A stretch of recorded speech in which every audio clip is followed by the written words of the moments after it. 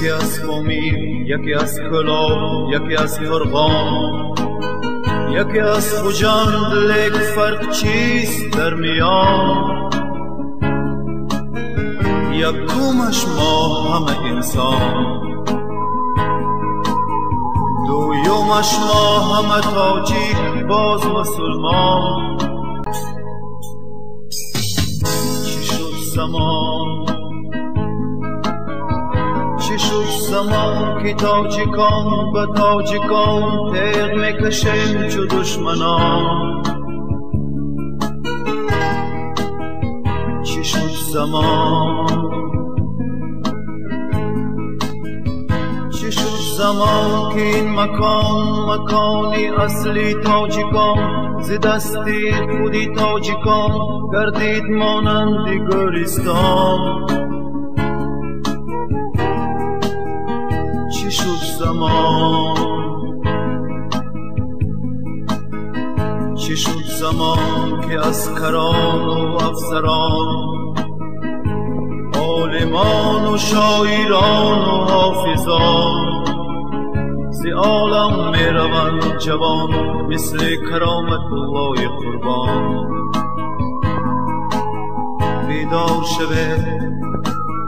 بیدار شوید ای آدمان، ای آدمان مسلمان. اگر چنین رود زمان بین زمین و آسمان، ز تاجیکان تاجدار نمیماند نام و نشان.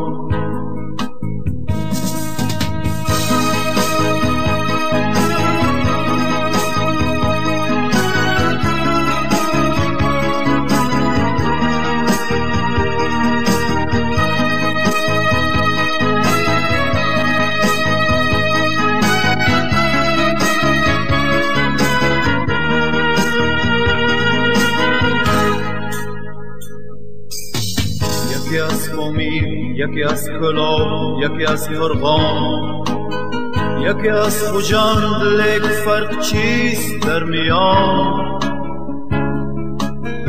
یکمش ما همه انسان،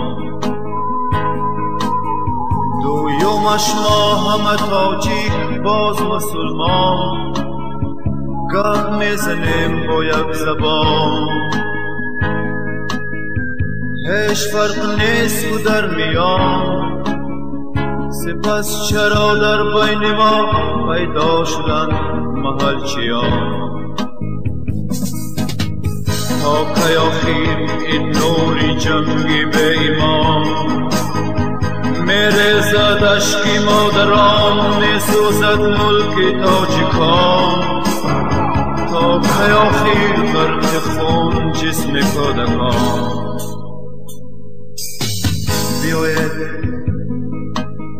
بیایید ای آدمان، فراموش کنیم آنچه گذشت در میان. دستی هم دیگر گیریم و برایم از این بحران، وگرنه بی وطن میمانیم ای هموطنان. خاک وطن کجایی؟ باغ و چمن کجایی؟ کوه من کجایی؟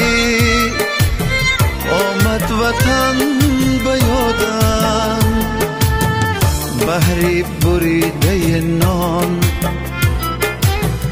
گه دل بریده از جان، دور از نگاه جانان.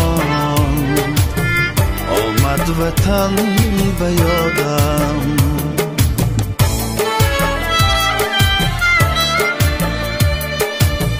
دور از نگاه جانان. آمد وطن به یادم، آمد وطن به یادم، آمد وطن به یادم، آمد وطن به یادم، آمد وطن به یادم.